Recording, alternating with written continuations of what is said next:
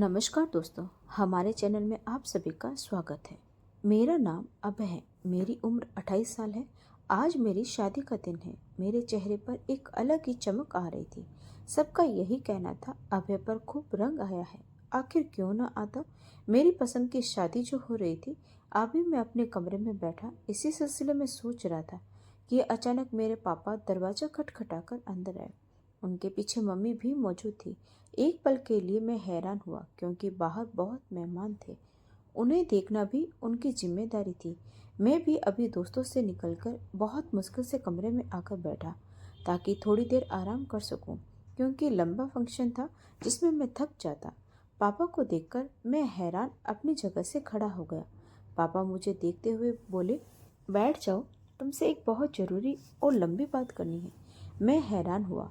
Mummy के चेहरे के रंग भी उड़े हुए थे। मेरा दिल बुरी तरह घबरा गया था। शादी के दिन चल रहे थे। अगर कोई ऊंच नीच हो जाती तो बड़ा प्रॉब्लम हो सकता था।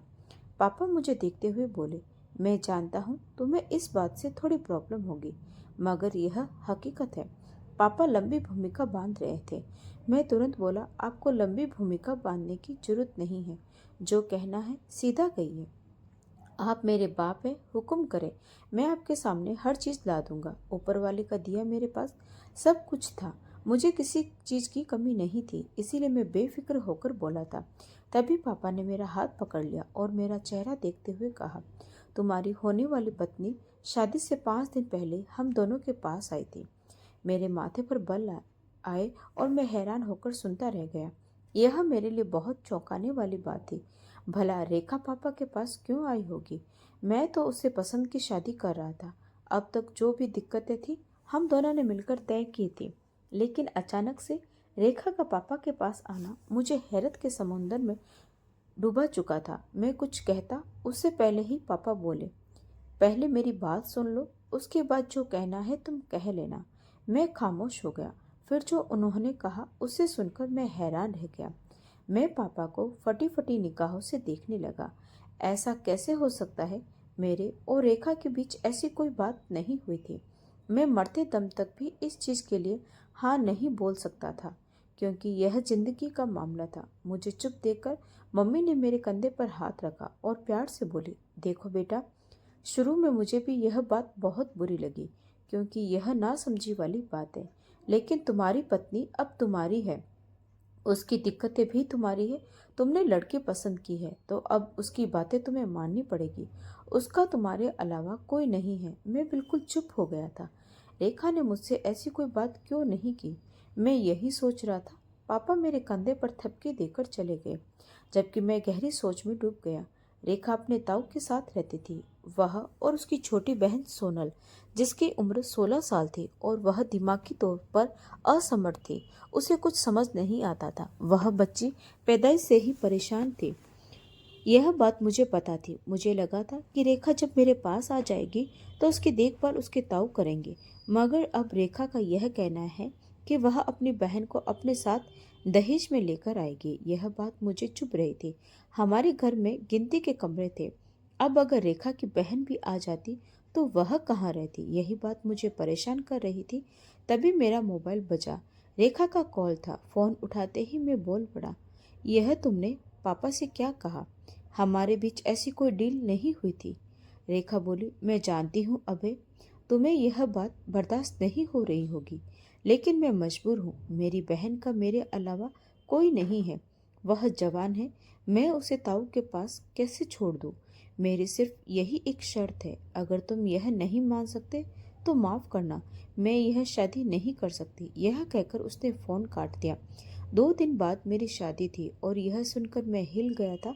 काफी देर तक सिर पकड़कर बैठा रहा। फिर अचानक मेरे दिमाग में एक चमक आई। मैंने सोचा, अगर ऐसा हो जाए तो मेरा बहुत फायदा हो सकता है। मैंने एक योजना बना ली। एक पल को शर्म भी आई कि मुझे ऐसा नहीं सोचना चाहिए, क्योंकि मैं रेखा से मोहब्बत करता हूँ और रेखा सोनल से मोहब्बत करती थी, मगर मुझे अपना फायदा भी देखना था। मैंने रेखा को मैसेज किया, मेरी जान, तुम्हारे लिए जान भी हाजिर है। मुझे तुम्हारी शर्त मंजूर है। यह भेजकर मैं बाहर आ गया। मम्मी पापा को भी इशारे से हाँ कर दिया। मैं चुपचाप दोस्तों के बीच जाकर बैठ गया। घर में शोर शराबा गहमा गहमी थी। कोई बातें कर रहा था, कोई डांस, कोई खाना खा रहा था। मैं गहरी सोच में था। वक्त गुजरता गया। 2 दिन कब निकले पता ही नहीं चला। आज मेरी शादी थी। आज मैं रेखा को ब्याह कर लाने वाला था। लेकिन इससे ज्यादा खुशी मुझे सोनल के आने की थी, क्योंकि अगर मेरी योजना सफल होती तो मेरा बहुत फायदा था। मैं बारात लेकर मैरिज हॉल पहुंचा तो लड़की वालों ने शानदार स्वागत किया। फूलों की बारिश हुई, ढोल नगाड़े बजे, आतिशबाजी हुई। मैं रेखा के ताऊ से मिला और वह मुझे स्टेज पर ले गए। थोड़ी देर में सारी रस्में पूरी हो गई। मेरी जिंदगी में रेखा के साथ साथ सोनल भी शामिल हो गई। मेरे चेहरे पर एक खूबसूरत मुस्कान थी। मैं रेखा को पाकर खुश था, लेकिन एक और खुशी भी थी जिसके बारे में हॉल में मौजूद किसी को भी कुछ पता नहीं था। थोड़ी देर बाद शोर उठा और मैं अपनी दुल्हन को लेकर घर की ओर रवाना हो गया। रेखा ने अपनी बहन सोनल का हाथ मजबूती से थाम रखा था। सोनल उस वक्त लाल जोड़े में थी, जो उसकी दूधिया रंगत पर खूब खिल रहा था। मेरी साली देखने वालों को अपनी तरह बहुत आकर्षित कर रही थी। अगर वह दिमागी तौर पर ठीक होती तो लड़कों पर कहर ढाल देती। मैंने कई लड़कों को देखा था जो उसे घूर घूर कर देख रहे थे। आखिर वह थी ही इतनी खूबसूरत। अभी अभी उसने जवानी के दहलीज पर कदम रखा था। यह रंग रूप तो आना ही था। हम घर पहुंचे तो मैंने अपनी पत्नी का बहुत अच्छे तरीके से स्वागत किया। माँ ने कुछ पारिवारिक रस्में अदा की थी। इसके बाद मैं रेखा का हाथ थामकर अपने कमरे की ओर बढ़ चुका था। पीछे से सोनल भी उसके पीछे आई थी, लेकिन मेरी मम्मी ने उसे थाम लिया और मुझे इशारा किया कि तुम चले जाओ। एक पल के लिए रेखा ने दरवाजे के पास रुककर सोनल को एक नज़र देखा, मगर वह बेद मजबूर थी और मैं भी आज की रात कोई रियायत नहीं देना चाहता था, क्योंकि यह मेरी जिंदगी की सबसे खूबसूरत रात थी। मैं अपनी पत्नी को लेकर अपने कमरे के अंदर दाखिल हो गया। मैं अभी रेखा से कुछ बात करता इससे पहले ही वह परेशान अंदाज में बोली, आप बाहर जाकर एक बार अपनी मम्मी को बोल दे कि उसका ख्याल रखे। वह मेरे बिना नहीं रह सकती, परेशान हो जाएगी। कुछ और कहती इससे पहले ही मैंने उसके होठों पर अपनी उंगली रख दी और उसकी आंखों में देखते हुए बोला, अरे आप क्यों परेशान होती हैं? आप बैठो, मैं देख कर आता हूँ। मैं बाहर आया तो मम्मी सोनल से छोटी छोटी बातें कर रही थी, जो वह सिर झुकाकर बता रही थी। मैंने माँ को अपनी तरफ आने का इशारा किया। वह तुरंत उठकर मेरे पास आ गई। मैं उनके कान में सरगोशी भरी आवाज में बोला, ध्यान रखना इस पागल का। इसकी बहन अंदर मुझे परेशान कर रही है। मम्मी ने मेरे बालों में हाथ फेरा और मोहब्बत भरे अंदाज में बोली, तुम परेशान मत हो, मैं देख लूंगी। यह मेरे पास ही सो जाएगी। कल तक इसका भी कमरा तैयार कर देंगे। मैंने सिर हिलाया और अपने कमरे में आ गया। मेरी पत्नी परंपरागत दुल्हनों की तरह बैठी हुई थी। मैंने कमरे को अंदर से बंद कर दिया। वह रात मेरे लिए मेरे सबसे हसीन रात थी। मैंने अपनी तमाम हसरतें पूरी की थी। अगली सुबह जब मैं बिस्तर से उठा तो मेरी पत्नी कमरे में मौजूद नहीं थी। मैं हैरान रह गया, क्योंकि सुबह सुबह वह कहाँ जा सकती थी। उसके लिए उसका ससुराल नया था।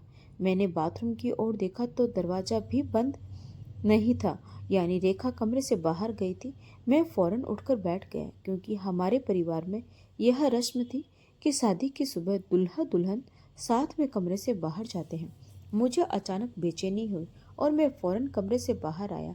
सामने ही लिविंग रूम में रेखा सोनल को अपने हाथ से खाना खिला रही थी, जबकि सोनल उसे न जाने कौन कौन सी बातें बता रही थी, जिन पर रेखा खूब हंस रही थी। शुक्र था कि अभी तक कोई उठा नहीं था, इसीलिए मैं तुरंत उन दोनों के पास पहुंच गया। रेखा मुझे उठता देख फौरन खड़ी हो गई। वह कुछ कहती उससे पहले ही मैंने उसका बाजू पकड़ा और सख्त लहजे में बोला, तुम्हारा दिमाग ठीक है? यहाँ क्या कर रही हो? अगर किसी ने देख लिया तो क्या सोचेगा? हमारे परिवार में इस बात को बुरा माना जाता है। चलो अंदर। यह बोलकर मैंने उसका हाथ पकड़ा ही था कि फौरन सोनल ने मेरा हाथ थाम लिया और बोली, दुल्हे जीजू, छोड़िए मेरी बहन को। हम खाना खा रहे थे, आप भी खा लीजिए। वह इतनी मासूमियत से बोली कि एक पल के लिए मुझे शक हुआ कि यह लड़की पागल नहीं है। मैं चुप हो गया। भला मैं उसे क्या कहता। मैंने रेखा को देखा और उसे अंदर आने का इशारा कर कमरे में चला गया। मेरा दिमाग अजीब उलझन में था। क्या मुझे यह करना चाहिए था क्या यह मुझ पर जचा? वह लड़की बहुत मासूम थी। यही बातें मुझे बार बार परेशान कर रही थी, लेकिन मैं बेहद मजबूर था। मैं रेखा के साथ इस लड़की को बर्दाश्त नहीं कर सकता था। मेरी शादीशुदा जिंदगी पर भी असर पड़ रहा था और मुझे पता था कि अभी तो मम्मी सोनल को सह रही थी, लेकिन कुछ समय बाद उनकी आंखों में भी वह चुभने लगेगी। इसी वजह से मैं जल्द से जल्द उसे ठिकाने लगाना चाहता था। थोड़ी देर बाद रेखा कमरे के अंदर आई और काफी खफा लग रही थी।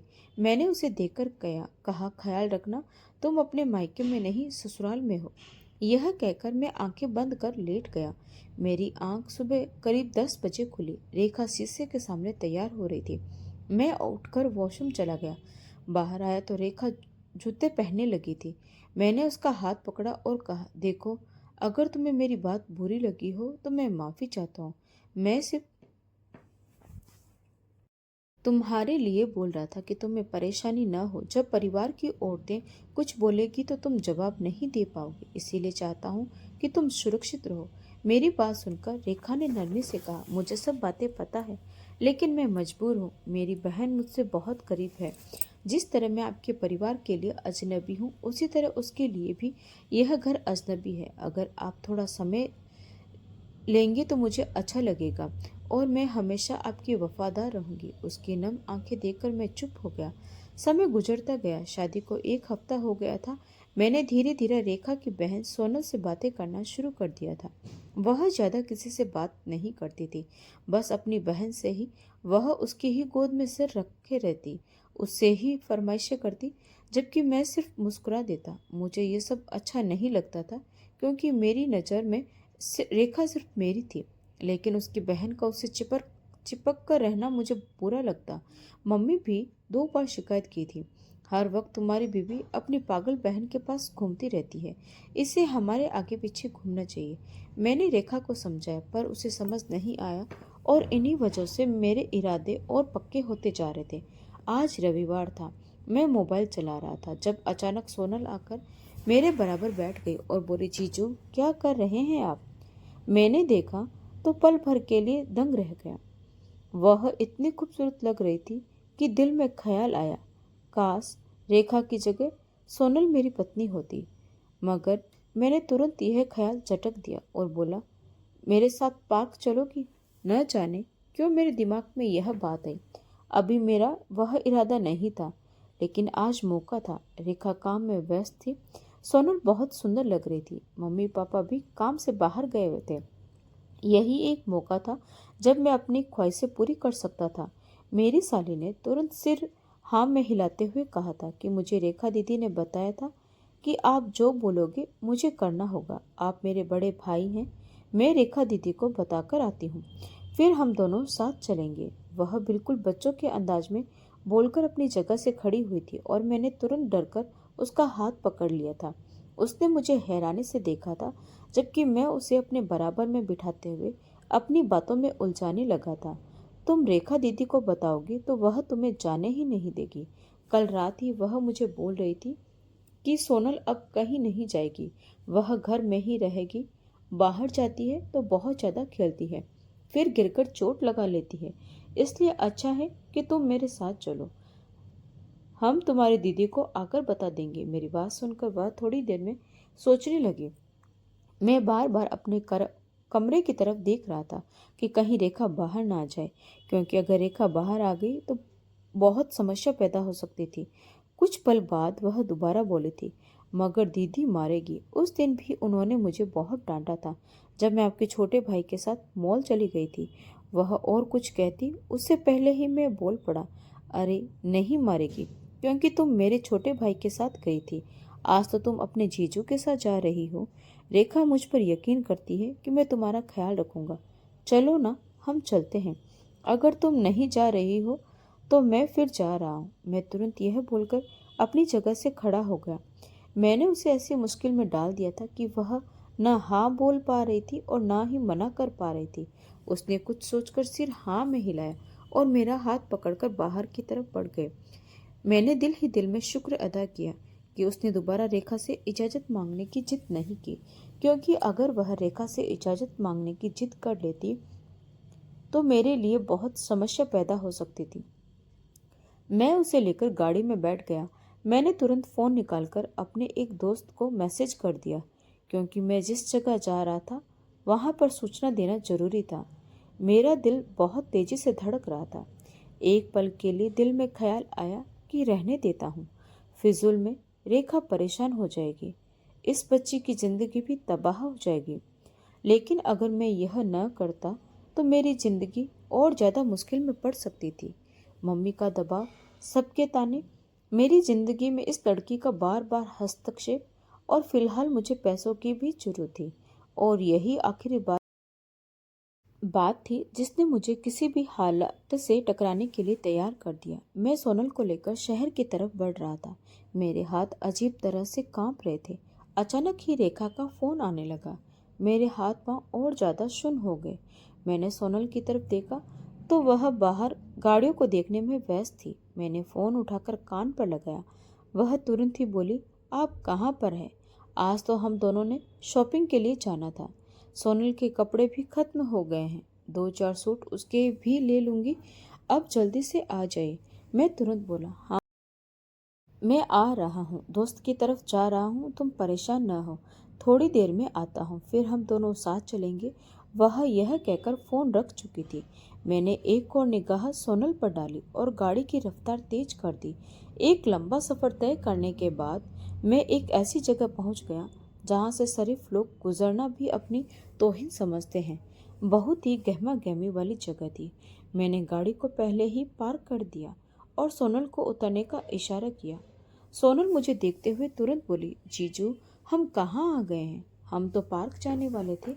वह और कुछ कहती उससे पहले ही मैं बोल पड़ा, अरे बुद्धू, यह पार्क है आगे जाकर, यहाँ तो बहुत भीड़ हो रही है, मैं गाड़ी यहाँ से नहीं निकाल सकता, तुम उतरो।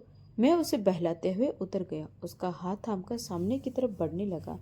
वह बड़ी सी हवेली मेरी मुतंजिर थी, वहीं खड़ी हुई नर्तकियां और तवाइफे मेरी राह तक रही थी। मेरा दिल अजीब अंदाज में धड़क रहा था, कदम भारी हो गए थे। आज मैं अपनी 16 साल की साली को यहाँ कोठे पर बेचने आया था।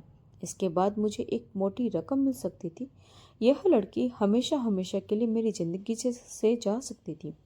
और यही कुछ बातें थी जो मुझे यह कदम उठाने पर मजबूर कर गई थी। मैं हवेली के करीब आया तो एक तवाइफ मुझे देखते हुए बोली, फनात है?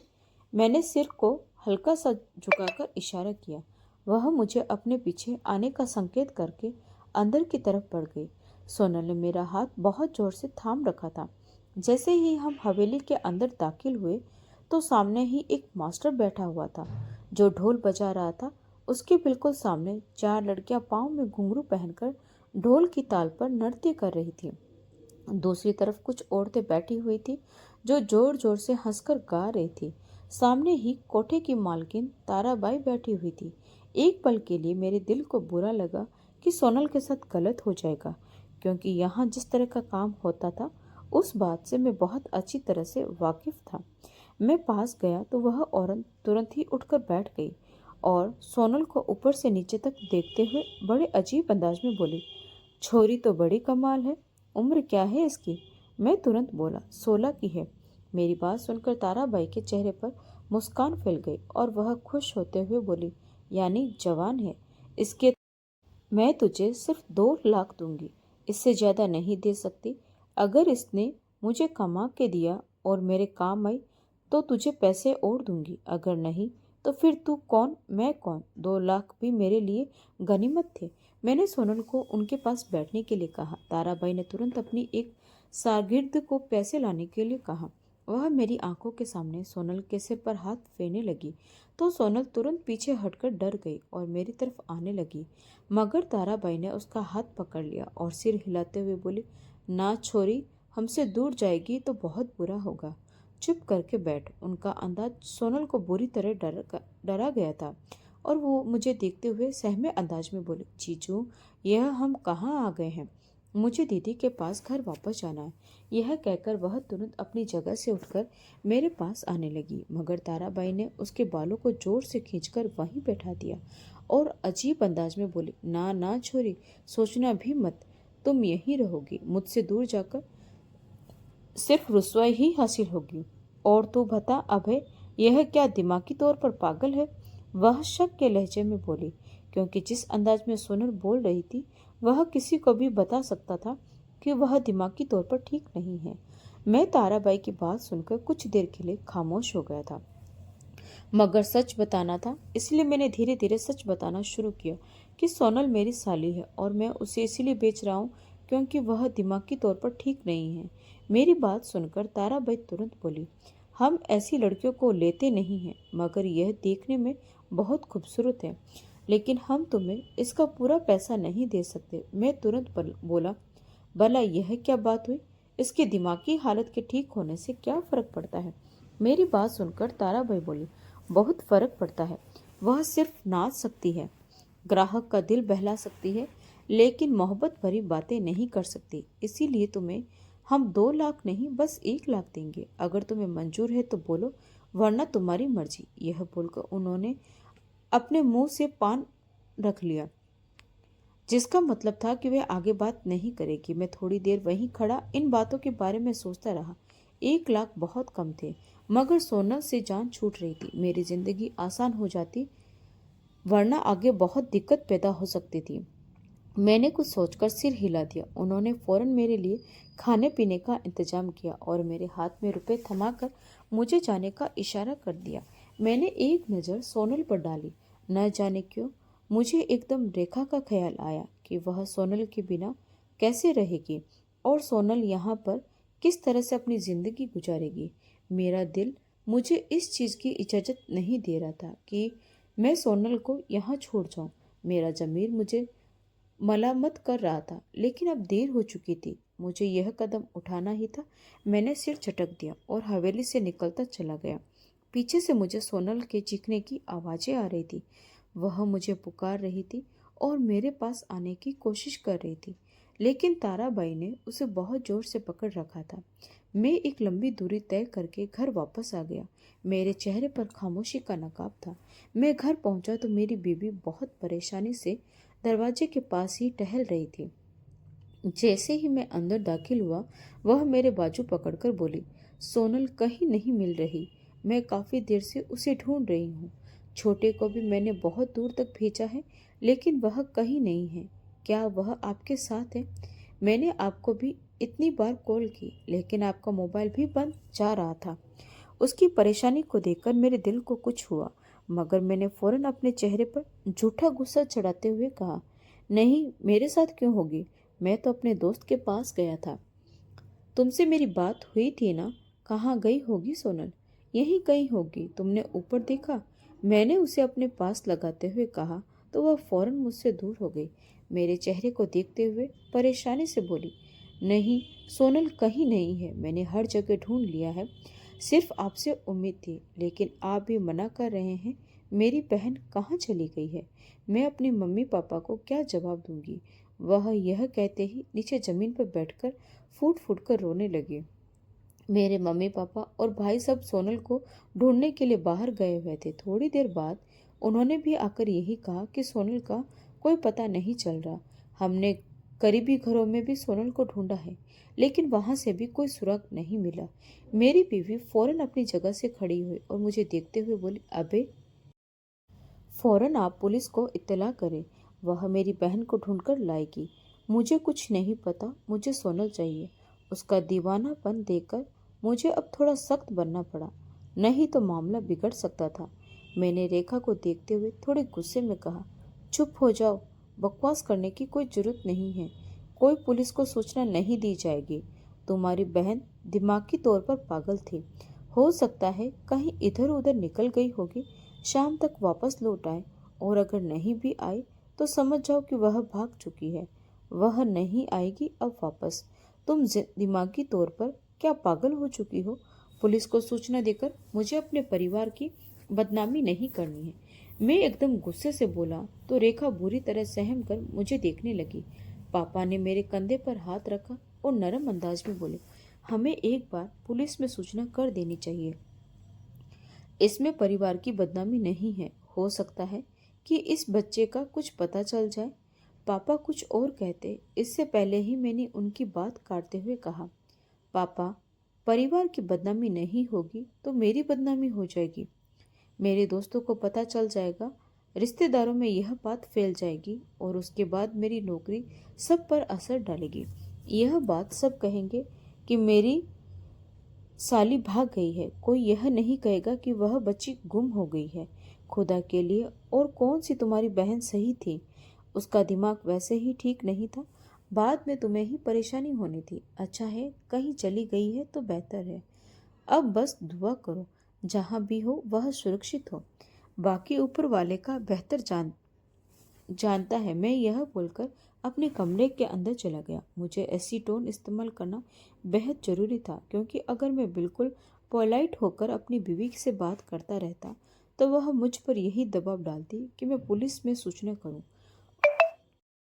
और अगर पुलिस में सूचना होती और उन्हें कुछ भी पता चल जाता तो मैं बुरी तरह फंस सकता था। यह एक तरह का अगवा का केस था और मुझ पर बहुत बड़ा इल्ज़ाम लगता और मैं बहुत लंबे समय के लिए अंदर चला जाता। अपने कमरे में आकर मैं काफ़ी बेचैन हो गया था। दिल में अजीब अजीब से गुमान आ रहे थे कि मैं किस तरह से सब चीज़ें संभाल पाऊंगा। मैंने यह सब सोचा था कि सोनल का न मिलना सबको ही परेशान करके रख देगा, मेरी बीवी पागल सी हो जाएगी। लेकिन मैंने यह नहीं सोचा था कि मुझे इन सब चीज़ों पर काबू कैसे पाना है। फिलहाल तो मैंने अपना गुस्सा दिखाकर अपनी बीवी को खामोश कर दिया था, लेकिन उसकी बेचैनी हद से ज्यादा थी। वह रात भर नहीं सोई थी। कभी बाहर जाती, कभी कमरे के अंदर टहलती, तो कभी लाउंज में चली जाती। मुझे एक पल के लिए दुख भी हुआ था, क्योंकि मैं रेखा से बहुत प्यार करता था, लेकिन पैसों के लिए मुझे यह सब करना बेहद जरूरी था। मैंने फौरन ही अगले दिन उठकर पैसे बैंक में जमा करवा दिए थे। मैं किसी की भी नज़रों में अपना 1 रुपया भी नहीं लाना चाहता था, क्योंकि यह मेरे लिए बहुत ज़्यादा खतरनाक हो सकता था। मेरी बीवी सुबह से ही बहुत रो रही थी। उसे बुखार चढ़ चुका था। मेरी माँ बहुत परेशान थी। उन्होंने मुझे यही मशवरा दिया कि मैं पुलिस में शिकायत कर दूं। यही बेहतर होगा, लेकिन मैं किसी भी कीमत पर राजी नहीं था, क्योंकि मुझे यही डर था कि अगर पुलिस को पता चल गया तो मामला बढ़ सकता है और मैं मामले को बढ़ाना चाहता ही नहीं था। अगली सुबह जब मैं बैंक से वापस आया तो रेखा के ताऊ भी लॉन्च में बैठे हुए उसे तसल्ली दे रहे थे। मुझे देखते ही वे अपनी जगह से खड़े हो गए थे, जबकि मैंने अपने चेहरे के भावों को छिपाते हुए अंदर कदम रखा। वे मेरे करीब आए और मुझे गले से लगा लिया। उम्र और रिश्ते के हिसाब से वे मुझे बहुत इज्जत देते थे। वे मुझे देखते हुए बहुत नरम अंदाज में बोले, मैं तुम्हारी बात और तुम्हारे पापा की बात समझ रहा हूँ। इज्जत का मामला तो है, लेकिन हमारे घर की बच्ची का मामला है। अगर तुम पुलिस शिकायत नहीं करना चाहते तो मैं कर देता हूँ। यह बात सुनकर मेरी तो मानो सांसें ही रुक गई। मैं तुरंत अपने जज्बात पर काबू पाकर बोला, आप लोग क्या चाहते हैं? मेरी नौकरी चली जाए? अगर ऐसी बात है तो आप जाकर शिकायत कर दे। मेरा पूरा करियर बर्बाद हो जाएगा। सिर्फ आपकी एक शिकायत से न सोनम मिल पाएगी और न ही कुछ और होगा। सिर्फ मेरी बदनामी होगी और मेरी नौकरी चली जाएगी।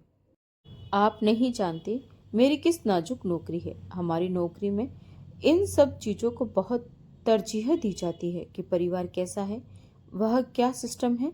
मेरी बात सुनकर ताऊ चुप हो गए। वे इन मामलों को समझते थे, इसीलिए उन्होंने रेखा को भी समझाया कि बेहतर यही है, अगर सोनम चली गई है तो इसमें भी ईश्वर की मर्जी समझो। बस दुआ करो कि वह जहाँ भी हो सुरक्षित हो, उसके साथ कुछ गलत ना हो सकता है कुछ दिनों में वह खुद ही लौट आए। मेरी बीवी किसी भी तरह मानने को तैयार नहीं थी। उसका हाल बेहाल था, लेकिन अब मुझे एक बड़ा फैसला लेना था, तभी कुछ हो सकता था।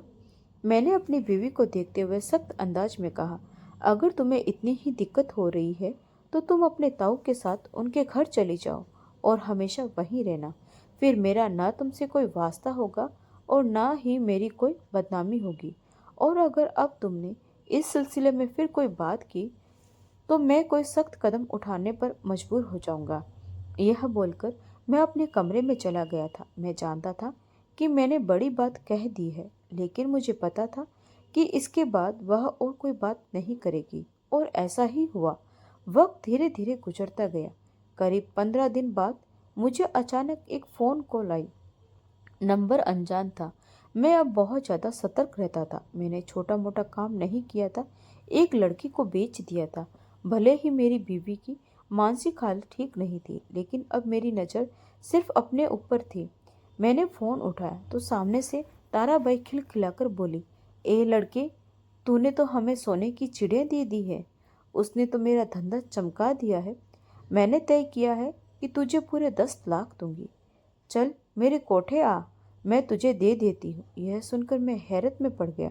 मैं कुछ कहता उससे पहले ही उसने फ़ोन काट दिया। मैं तो खुशी से फूले नहीं समा रहा था। मैंने तुरंत उठकर जाने की तैयारी की। मुझे मालूम था कि ऐसे ही धंधे चलते हैं। जब लड़की कमाई शुरू कर देती तो दलाल और कोठे वाले ज़्यादा पैसे देते हैं। मैं जल्द ही शहर की तरफ निकल पड़ा। जैसे ही वहां पहुंचा, दरवाजे पर वही तवायफ खड़ी थी जो पहले दिन मुझे अंदर ले गई थी। वह बोली, अरे आ गए बाबू, चलो अंदर, ताराबाई बड़ी देर से तुम्हारा इंतजार कर रही है।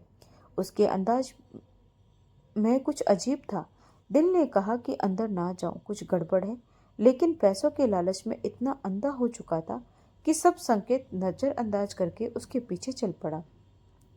अभी मैं 4 कदम ही चला था कि सामने का मंजर देखकर मेरे रोंगटे खड़े हो गए। मेरी बीवी रेखा वहीं ताराबाई के बराबर में बैठी थी और सोनम को सीने से लगाए हुए थी। मैं कुछ समझ भी नहीं पाया था कि तभी रेखा अपनी जगह से खड़ी हुई और बिना मुझे संभलने का मौका दिए उसने जोरदार थप्पड़ मेरे मुंह पर मारा। थप्पड़ की गूंज पूरे कोठे में फैल गई। वह मेरा कॉलर पकड़कर चिल्लाई, तुम्हारी हिम्मत कैसे हुई मेरी बहन के साथ यह घिनौना खेल खेलने की? मैं तुम्हारा कत्ल कर दूंगी, खुदा तुम्हें बर्बाद करे। यह कहकर उसने मुझे पीछे धक्का दिया। मैं गिरता उससे पहले ही 2 पुलिसकर्मियों ने मुझे पकड़ लिया। मैं बुरी तरह फंस चुका था। दरअसल रेखा मुझे अच्छे से देख परख रही थी। मैं समझ भी नहीं पाया कि मेरे मोबाइल के कॉल रिकॉर्ड्स हो रहे थे। उसने वह सब सुन लिया था जब मैं अपने दोस्त से इस बारे में बात कर रहा था। उसी सबूत के सहारे वह यहाँ तक पहुँच गई थी। उसने ताराबाई से बहुत मिन्नतें की, हाथ जोड़कर गिड़गिड़ाई अपनी बहन को वापस लेने के लिए। बदले में उसने पूरे 6 लाख रुपए दिए। ताराबाई ने उसका साथ दिया और मुझे फंसा दिया। अब मैं अपहरण के केस में जेल के अंदर हूँ। मेरा दिल हर पल रोता है कि मैंने ऐसा क्यों किया। मेरे हाथ से बीवी भी चली गई, इज्जत भी, नौकरी भी। मेरे माँ बाप भी मुझ पर थूकते हैं, कहते हैं तुझे पैदा होते ही मार देना चाहिए था। मुझे किसी की बच्ची के साथ ऐसा करते हुए शर्म नहीं आई। मैंने इस लड़की को पागल समझकर उसकी ज़िंदगी बर्बाद कर दी और आज ज़िंदगी ने मेरा सब कुछ बर्बाद कर दिया। तो दोस्तों, आपको यह कहानी कैसी लगी कमेंट करके ज़रूर बताएं, और अगर अच्छी लगी हो तो प्लीज़ वीडियो को लाइक, शेयर और सब्सक्राइब ज़रूर करें। तो मिलते हैं एक और नई कहानी के साथ। तब तक के लिए आपका बहुत बहुत धन्यवाद।